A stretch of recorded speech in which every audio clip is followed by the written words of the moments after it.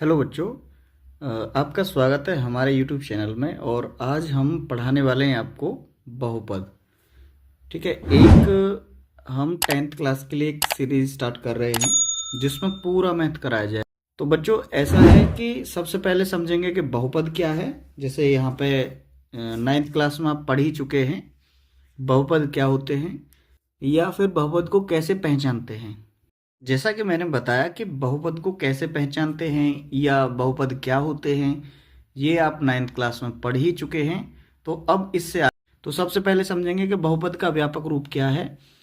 तो a x square plus b x plus c, ये बहुपद का व्यापक रूप होता है जिसमें ए बी और सी अचर पद होते हैं और x यहाँ पे हमारा चर है। ठीक है। नंबर 2, बहुपद की घात किसे कहते हैं। बहुपद में जो चर आता है, ध्यान से सुने मेरी बात को।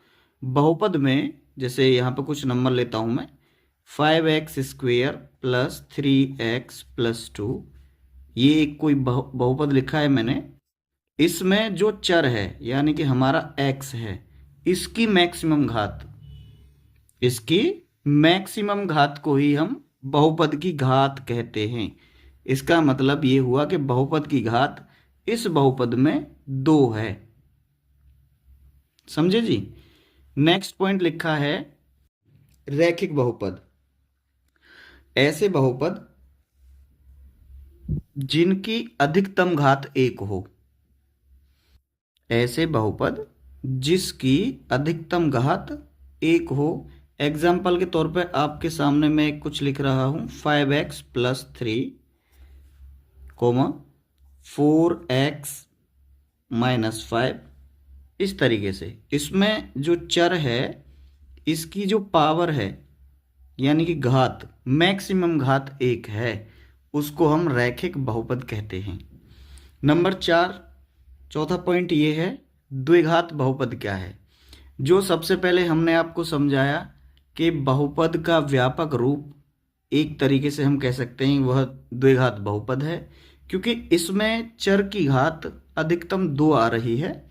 तो एग्जाम्पल के तौर पर कुछ भी लिख सकते हैं, 4x स्क्वेयर प्लस 5 भी लिख सकते हैं, कुछ भी लिख सकते हैं यहाँ पर, जैसे एक्स स्क्वेयर प्लस 3 या कोई वैल्यू एक √3 प्लस एक्स स्क्वेयर, कुछ भी लिख सकते हैं, लेकिन इसमें चर की घात 2 होनी चाहिए, उसको द्विघात बहुपद कहते हैं। और लास्ट पॉइंट है त्रिघात बहुपद किसे कहते हैं। वो बहुपद जिनकी चर की अधिकतम घात 3 हो, उनको त्रिघात बहुपद कहते हैं। जैसे x³ प्लस 4, 3x³ ये मैंने अगला एग्जाम्पल है ये, 3x³ plus 4x square plus 5x plus 6, यानी कि ये एक बहुपद तो है लेकिन इसमें जो अधिकतम घात है वो है 3, इसलिए हम इसको त्रिघात बहुपद कहेंगे। ठीक है जी। नेक्स्ट पॉइंट समझते हैं। नेक्स्ट पॉइंट है शून्यक। जैसे यहाँ पे 5x आप यहाँ देख रहे हैं, 5x प्लस 3, मैं इसी को ले लेता हूँ, 5x प्लस 3। अगर हम इसके शून्यक की बात करेंगे तो सिर्फ इसमें एक ही शून्यक होगा। शून्यक का मान मतलब जो तुम्हारा चर है इसके कितने मैक्सिमम मान आ सकते हैं, उनको ही हम शून्यक कहते हैं। समझ पा रहे हैं बात को। दूसरा पॉइंट, जैसे यहाँ पे चर की घात 1 है तो हमारा शून्यक भी 1 आएगा। अगला point, 3x square plus 4x plus 1, यहाँ पर हमारे बहुपद की मैक्सिमम घात 2 है, तो यहाँ पे हमारे शून्यक 2 आएंगे। ठीक है जी। अल्फा और बीटा कह सकते हैं उनको, एक नाम है। अगला पॉइंट है बहुपद के शून्यक और गुणांकों में संबंध। यहाँ समझेंगे। नंबर 1, यदि अल्फा और बीटा किसी बहुपद के शून्यक हैं तो अल्फा प्लस बीटा बराबर -b/a। और अल्फा इंटू बीटा हमारा रहेगा C/A। ये उन बहुपद के शून्यक हैं जिनकी घात 2 होती है। ठीक है जी। अगला पॉइंट है इसमें, हालांकि हमारे जो 10th क्लास में है सिर्फ अल्फा और बीटा ही पढ़ाए जाते हैं, 2 शून्यक ही पढ़ाए जाते हैं, 3 शून्यक के बारे में सिलेबस में नहीं है, तो इसलिए हम उस पॉइंट को नहीं बता रहे हैं। ठीक है जी।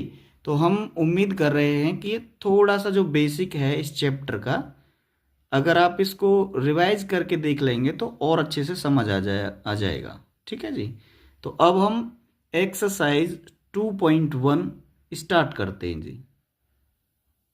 प्रश्नावली 2.1 क्वेश्चन नंबर फर्स्ट आप यहाँ देख पा रहे हैं कि किसी बहुपद px के लिए y बराबर px का ग्राफ नीचे आकृति में जो दिखाया गया है, प्रत्येक स्थिति में px के शून्यकों की संख्या ज्ञात कीजिए। ठीक है। तो इसको समझाने से पहले मैं आपको एक एग्जाम्पल से समझाने का प्रयास करता हूं। ठीक है। तो आप यहां उदाहरण देख सकते हैं, नीचे दी गई आकृति 2.9 में, यानी कि आकृति 2.9 ग्राफों में देखिए कि प्रत्येक आकृति y बराबर px एक बहुपद है का ग्राफ है, और ग्राफ से प्रत्येक के लिए px के शून्यकों की संख्या ज्ञात कीजिए। यानी कि सिंपल भाषा में ये समझना है कि px कोई बहुपद है जो एक ये जो कर्व लाइन है, जो टेढ़ी लाइन है, ये हमारे x अक्ष को जितने बार कट करेगी वही शून्यकों की संख्या रहेगी। सिंपल भाषा तो ये है। जैसे यहाँ पे आप देखेंगे x अक्ष ये है हमारा और y अक्ष ये है। ठीक। तो एक ये जो कर्व लाइन है, यानी कि ये जो ऐसे जो जा रही है, ये हमारे x अक्ष को एक बार कट कर रही है।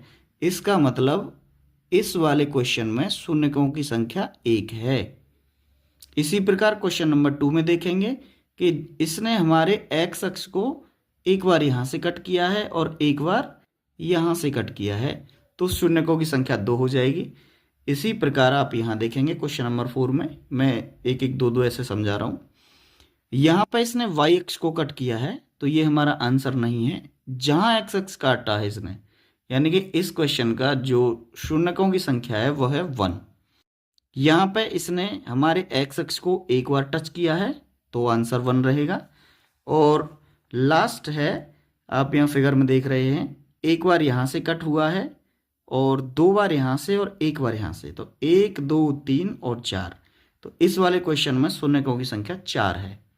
इसी प्रकार अब हम एक्सरसाइज के पहले क्वेश्चन को सॉल्व कर देंगे। बहुत ही इजी क्वेश्चन है, इसी तरीके से आप सॉल्व कर सकते हैं। तो पहला क्वेश्चन यहाँ देखेंगे आप, इसने, यानी कि अब मैं इसको कलरफुल नहीं कर रहा हूँ मैथ को, तो इसलिए मैंने यहाँ पे कुछ बना के पहले से ही रखा है ये।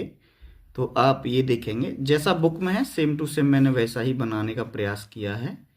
ठीक है। तो हम पेज पे जो बना रखा है उसको समझ लेते हैं। तो आप यहाँ देखेंगे पहला जो क्वेश्चन है, इसने हमारे x अक्ष को बिल्कुल नहीं काटा है। इसका मतलब यहाँ पर शून्यकों की संख्या क्या हो जाएगी? 0 हो जाएगी। कितनी हो जाएगी बच्चे? 0 हो जाएगी। शून्य इसमें एक भी नहीं है। क्वेश्चन नंबर 2 में देखेंगे कि एक बार इसने यहाँ पे y अक्ष को काटा है, ये हमारा आंसर नहीं है। जहां पे इसने हमारे x अक्ष को काटा है वही हमारा आंसर है, यानी कि इसमें एक शून्यक है। ठीक। क्वेश्चन नंबर 3, इसमें देखेंगे x अक्ष एक बार यहां से कट हुआ है, एक बार यहां से और एक बार यहां से, तो हमारे शून्यकों की संख्या हो जाएगी 3। क्वेश्चन नंबर 4, x अक्ष को इसने कर्व लाइन ने 2 बार काटा है, तो जाहिर सी बात है शून्यकों की संख्या 2 हो जाएगी। इस तरीके से बहुत आसान क्वेश्चन है, आप इनको कर सकते हैं। 2 रह गए हैं, ये भी करा देता हूँ। x अक्ष एक बार यहाँ कट किया है, एक बार यहाँ पे कट हुआ है और एक बार यहाँ पर और एक बार यहाँ पर, तो आप इनको गिन सकते हैं। शून्यकों की संख्या 4 है। एक पॉइंट यहाँ पर, दूसरा टच पॉइंट ये भी माना जाएगा, तीसरा टच पॉइंट, यानी कि इसमें हमारे शून्यकों की संख्या 3 है। तो मैं उम्मीद कर रहा हूँ कि ये पहली एक्सरसाइज और बहुपद का बेसिक जो मैंने समझाया है और समझ में आया होगा, ऐसा उम्मीद कर रहा हूँ मैं। अगर अभी भी समझ में नहीं आता है तो आप इस वीडियो को दोबारा से देख सकते हैं।